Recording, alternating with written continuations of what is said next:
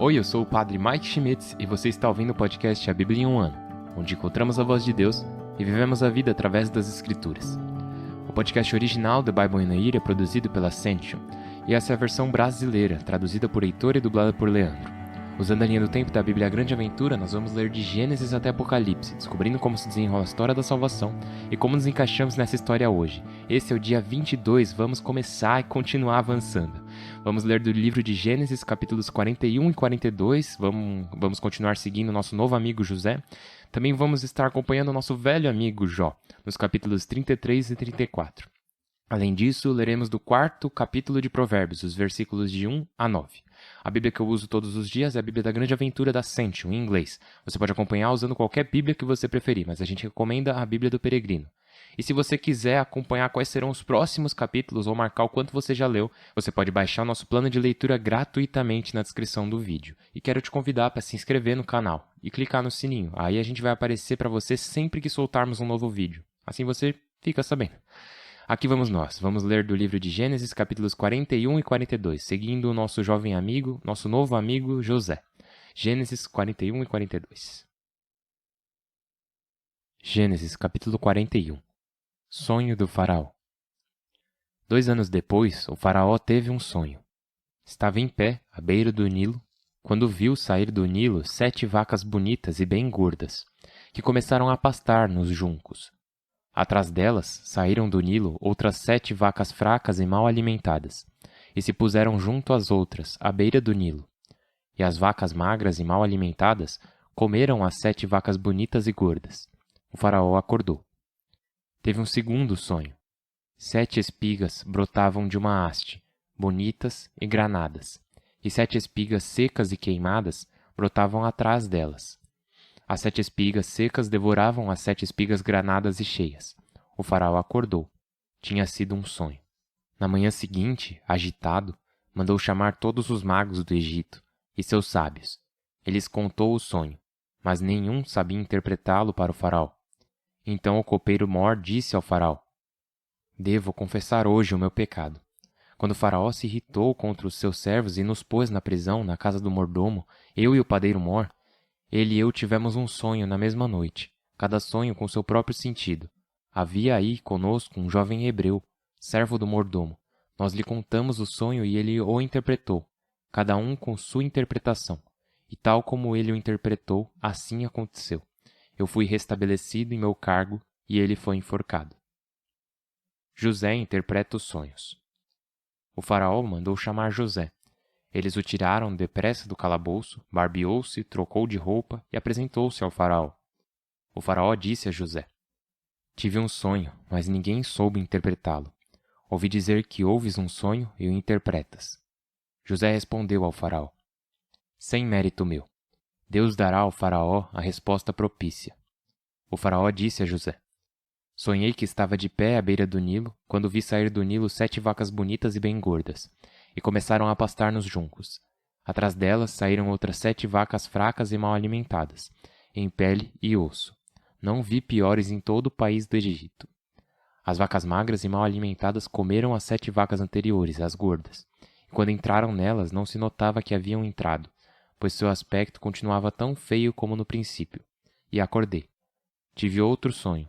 7 espigas cresciam de uma haste, bonitas e granadas, e 7 espigas cresciam atrás delas, pequenas, secas e queimadas. As 7 espigas secas devoraram as 7 espigas bonitas. Contei-o a meus magos, mas nenhum deles pôde interpretá-lo." José disse ao faraó: "Trata-se de um único sonho. Deus anuncia ao faraó o que vai fazer. As 7 vacas gordas são 7 anos de abundância, e as 7 espigas bonitas são 7 anos. É o mesmo sonho. As 7 vacas magras e desnutridas que saíam atrás das primeiras são 7 anos, e as 7 espigas vazias e queimadas são 7 anos de fome. É o que eu disse ao faraó. Deus mostrou ao faraó o que vai fazer. Virão 7 anos de grande abundância em todo o país do Egito. Depois virão 7 anos de fome, que farão esquecer a abundância no Egito, pois a fome acabará com o país. Não haverá rastro da abundância no país por causa da fome que se seguirá, pois será terrível. O fato de o faraó ter sonhado 2 vezes indica que Deus confirma sua palavra e que tem pressa de cumpri-la. portanto, que o faraó procure um homem sábio e prudente, e o ponha à frente do Egito. Estabeleça inspetores que dividam o país em regiões e administrem durante os 7 anos de abundância, que reúnam todo tipo de alimentos durante os 7 anos bons que virão. Coloquem trigo nos celeiros por ordem do faraó, e os guardem nas cidades. Os alimentos serão depositados para os 7 anos de fome que virão depois no Egito, e assim o país não morrerá de fome. José é nomeado vice-rei. O faraó e seus ministros aprovaram a proposta, e o faraó disse a seus ministros: Encontraremos um homem como este, dotado de espírito sobre-humano? E o faraó disse a José: Já que Deus te ensinou tudo isso, ninguém será tão sábio e prudente como tu. Estarás à frente de minha casa, e todo o povo obedecerá às suas ordens. Só no trono eu te precederei. E acrescentou: Olha, eu te ponho à frente de todo o país. E o faraó tirou da mão o anel do selo e o pôs em José. Vestiu-o com roupa de linho e lhe pôs um colar de ouro no pescoço. Ele o fez sentar-se na carruagem de seu lugar-tenente, e o povo gritava diante dele: Grão-vizir! E assim o pôs à frente do Egito. O faraó disse a José: Eu sou o faraó. Sem tua permissão, ninguém moverá mão ou pé em todo o Egito. E chamou José de Safanete-Faneque. E lhe deu por mulher Asenete, filha de Putifar, sacerdote de On. E José saiu para percorrer o Egito. Tinha 30 anos quando se apresentou ao faraó, rei do Egito. Saindo de sua presença, viajou por todo o Egito. A terra produziu generosamente nos 7 anos de abundância. Durante esse tempo, acumulou alimentos nas cidades. Em cada uma pôs as colheitas dos campos da região. Reuniu trigo em quantidade como a areia da praia, até que deixou de medi-lo, pois ultrapassava toda a medida. Antes do 1º ano de fome, nasceram para José 2 filhos de Asenete, filha de Putifar, sacerdote de On. Ao primogênito chamou Manassés, dizendo: Deus me fez esquecer meus trabalhos e a casa paterna. Chamou o segundo de Efraim, dizendo: Deus me fez crescer na terra de minha aflição. Terminaram os 7 anos de abundância no Egito, e começaram os 7 anos de fome, conforme José havia anunciado. Houve fome em todas as regiões, e só no Egito havia pão. A fome chegou a todo o Egito, e o povo reclamava pão ao faraó. E o faraó dizia aos egípcios: Ide a José, e fazei o que ele vos disser. A carestia cobriu todo o país. José abriu os celeiros e vendeu trigo aos egípcios, enquanto a fome aumentava no Egito. Todo mundo vinha ao Egito para comprar trigo de José, pois a fome se agravava em toda a terra. Capítulo 42. Os irmãos de José. Primeiro encontro. Ao saber que havia trigo no Egito, Jacó disse a seus filhos: Por que vos espantais? Ouvi dizer que no Egito há trigo. Descei para lá e comprai-nos trigo. Assim viveremos e não morreremos. Desceram, pois, 10 irmãos de José para comprar trigo no Egito. Com seus irmãos, Jacó não enviou Benjamim, irmão de José, para que não lhe acontecesse alguma desgraça. Os filhos de Israel chegaram em meio a outros viajantes para comprar trigo, pois no país cananeu passava-se fome. No país mandava José. Ele vendia o trigo a todo o mundo. De modo que os irmãos de José chegaram e se prostraram diante dele com o rosto por terra. Ao ver seus irmãos, José os reconheceu, mas dissimulou, falando-lhes duramente: De onde vindes? Responderam: De Canaã, para comprar alimentos. José reconheceu os irmãos.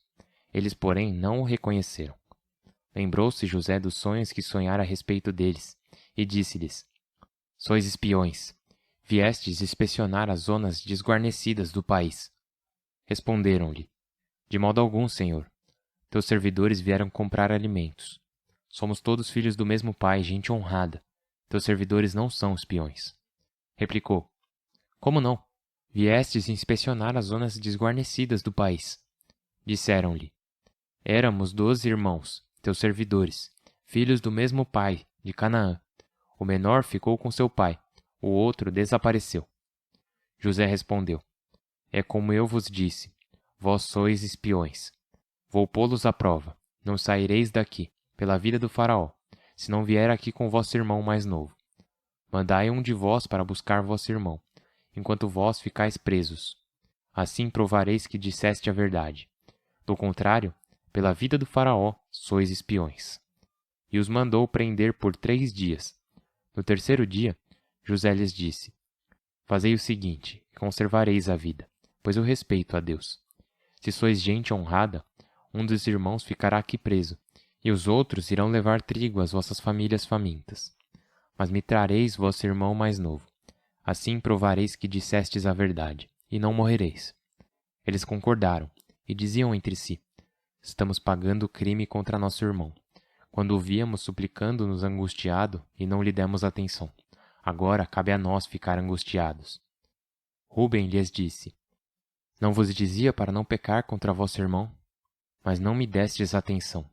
Agora nos pedem contas do sangue dele. Eles não sabiam que José os entendia, porque havia usado intérprete. Ele se retirou e chorou.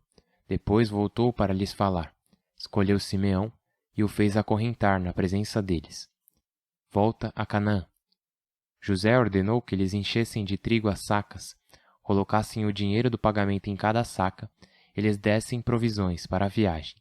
Assim foi feito. Eles carregaram o trigo nos asnos e partiram. Na pousada, um deles abriu a saca para dar forragem ao asno e descobriu o dinheiro na boca da saca. E disse a seus irmãos: Eles me devolveram o dinheiro. O coração ficou apertado de medo e disseram entre si: O que foi que Deus nos fez? Chegando à casa de seu pai Jacó, em Canaã, contaram-lhe tudo o que acontecera. O senhor do país nos falou com dureza, declarando-nos espiões de sua terra. Nós lhe respondemos que somos gente honrada, que não somos espiões. Dissemos que éramos 12 irmãos, filhos de um só pai. Um tinha desaparecido e o mais novo ficara com seu pai em Canaã. O senhor do país nos respondeu: Assim sabereis que sois gente honrada. Deixareis comigo um dos irmãos, levareis provisões à vossa família faminta, e me trareis vosso irmão mais novo. Assim saberei que não sois espiões, mas gente honrada. Então vos devolverei vosso irmão, e podereis fazer comércio no meu país.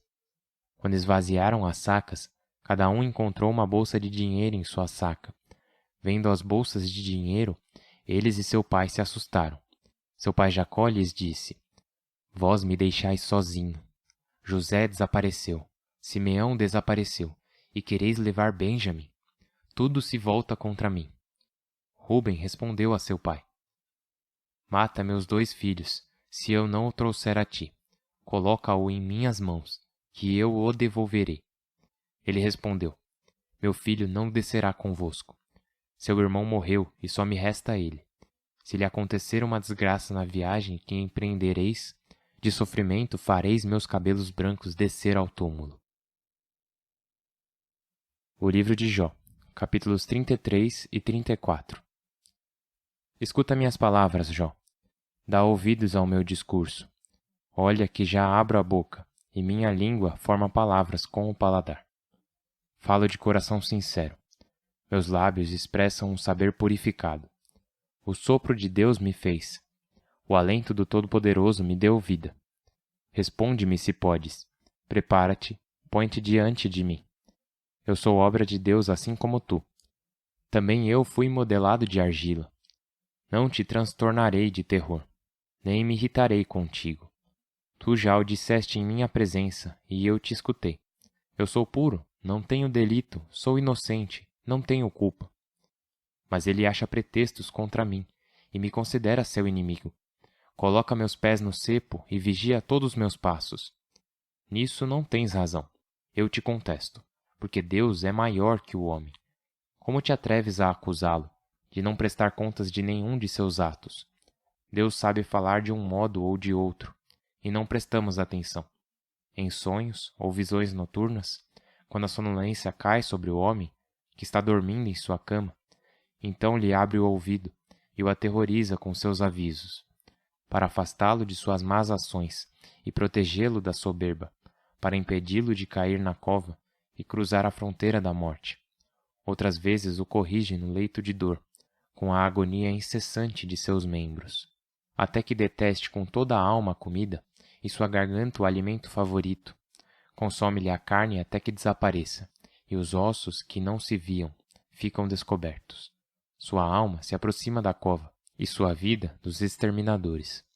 Mas se encontra um anjo favorável, um entre 1000 como intercessor, que tenha compaixão dele e diga: livra-o de descer a cova, pois encontrei resgate para ele. Então sua carne transbordará a juventude, e voltará aos dias de sua mocidade. Suplicará a Deus, que o atenderá. Ele lhe mostrará seu rosto com júbilo. Restituirá sua salvação ao homem, mostrando ao mortal sua retidão. Este cantará diante dos homens e dirá: eu pequei e torci o direito, mas Deus não me deu o que eu mereço. Livrou-me de cair na cova, e minha vida se inunda de luz. Essas coisas Deus as faz, 2 ou 3 vezes ao homem, para tirá-lo vivo da cova, para iluminá-lo com a luz da vida. Dá-me atenção, Jó, escuta-me. Guarda silêncio, pois vou falar. Se tens algo a responder, dize-o. Fala, que estou disposto a dar-te razão. Se não a tens, escuta-me, cala, e te ensinarei sabedoria. Eliú continuou dizendo: sábios, escutai minhas palavras. Doutos, dai-me ouvidos.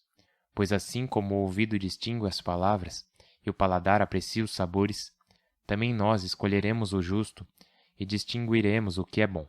Jó afirmou: embora eu seja inocente, Deus me nega o direito.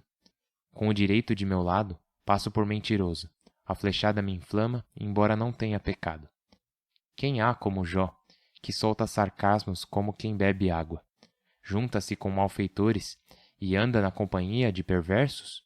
Afirma: de nada serve ao homem desfrutar do favor de Deus. Escutai-me, homens sensatos. Longe de Deus a iniquidade, longe do Todo-Poderoso a injustiça. Deus paga ao homem suas obras, lhe retribui segundo sua conduta. Claro que Deus não age mal. O Todo-Poderoso não torce o direito. Quem lhe recomendou a terra? Quem lhe confiou o universo? Se decidisse por sua conta retirar-lhe o espírito e o alento, expirariam todos os viventes, e o homem tornaria ao pó. Se és inteligente, escuta-me, dá ouvidos a minhas palavras. Poderá alguém que odeie o direito julgar? Tu te atreves a condenar ao mais justo, ao que declara criminoso um rei e perversos os nobres? Deus não é parcial a favor do príncipe, nem favorece o rico contra o pobre, pois todos são obras de suas mãos. De repente morre, à meia-noite, os nobres se agitam e passam. O poderoso é derrubado sem mão de homens. Porque os olhos de Deus olham as sendas do homem e vigiam todos os seus passos. Não há trevas nem sombras onde possam esconder-se os malfeitores, e não cabe ao homem marcar um prazo para comparecer em julgamento com Deus. Tritura os poderosos sem ter de indagar. Em seu lugar nomeia outros. Como conhece suas ações, os transtorna de noite e ficam desfeitos. Ele os açoita como criminosos na praça pública, porque se afastaram dele, e não seguiram seus caminhos, fazendo que chegasse a Deus o clamor dos pobres, e que ouvisse o clamor dos afligidos. Se está quieto, quem poderá condená-lo? Se esconde seu rosto, quem poderá vê-lo? Ele vela sobre povos e homens, para que o ímpio não reine, nem haja quem engane o povo. Diz a Deus: eu me enganei, não pecarei. O que eu não vejo, ensina-me tu, e se cometi delito, não voltarei a fazê-lo. Deve ele retribuir ao teu capricho? Visto que fazes e desfazes, e não eu. O que sabes, diz eu. E os homens sensatos que me escutam, e os sábios confessarão: Jó fala sem saber. Suas palavras não têm sentido. Que o torturem até o fim por suas respostas, dignas de um perverso. Porque ao pecado acrescenta a rebelião. Diante de nós caçoa e não cessa de falar contra Deus. Do livro de Provérbios, capítulo 4, versículos de 1 a 9. A tradição. Escutai, filhos, a correção paterna. Atendei para aprender prudência. Eu vos ensino uma boa doutrina. Não abandoneis minhas instruções. Eu também fui filho de meu pai, terno e preferido de minha mãe. Ele me instruía assim: conserva minhas palavras na memória, guarda meus preceitos e viverás. Adquire sensatez, adquire inteligência, Não a esqueças. Não te afastes de meus conselhos. Não a abandones, e ela te guardará. Ama-a e te protegerá.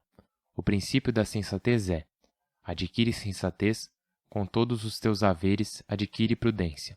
Estima-a e te fará nobre. Abraça-a e te fará rico. Porá em tua cabeça um diadema formoso, e te cingirá com uma coroa resplendente. Pai Santíssimo, agradecemos por Tua palavra, agradecemos pela Tua bênção, agradecemos por revelar Teu coração a nós, assim como te revelas constantemente durante essa jornada da Bíblia Católica em um ano. Pedimos que continues elevando nossas mentes e corações a Ti, enquanto revelas Tua mente e Teu coração a nós. Por Cristo nosso Senhor. Amém. Em nome do Pai, do Filho e do Espírito Santo. Amém.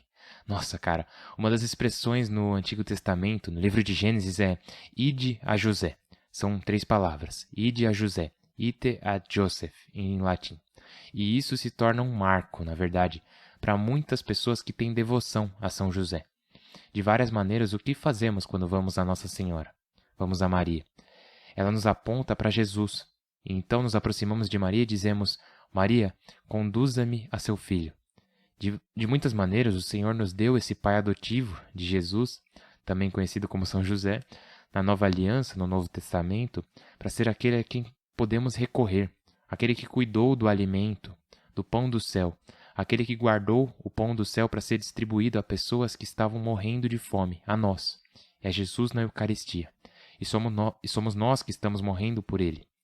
Então, podemos ter devoção a São José. Na verdade, tem essa notável consagração a São José, realizada pelo Padre Calloway, e o Padre Paulo Ricardo cita isso no site dele, que eu vou deixar aqui na descrição do vídeo. E é uma jornada notável de cerca de 30 dias para conhecer melhor José, aquele que é silencioso no Novo Testamento, silencioso na Bíblia. Mas imagine ter um coração como o dele. Percebemos que o José do Antigo Testamento também tinha um coração como o de Deus. Por quê? Porque ele era fiel. Falamos sobre isso ontem, mas Deus estava com ele. Mas também José lutou para que Deus estivesse com ele. Tipo, o José ele teve chances. O José do Antigo Testamento, né? José teve chances de se rebelar, chances de pecar, mas ele lutou para permanecer fiel ao Senhor. E ele foi fiel ao Senhor. Não importa o que estamos enfrentando nesse momento, somos chamados a fazer o mesmo.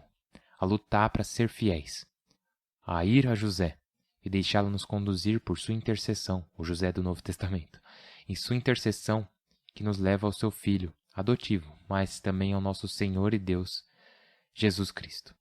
Continuem rezando uns pelos outros enquanto seguimos nessa jornada juntos. Agora estamos adentrando a 4ª semana. Hoje é o dia 22. Vocês estão progredindo bem. Continuem assim, não desistam. Estamos quase chegando ao final do livro de Gênesis e quase ao final do livro de Jó. Mas a gente ainda tem bastante pela frente. Então vamos nos manter uns aos outros em oração. Eu sou o Padre Mike e mal posso esperar para te ver de novo amanhã. Que Deus abençoe.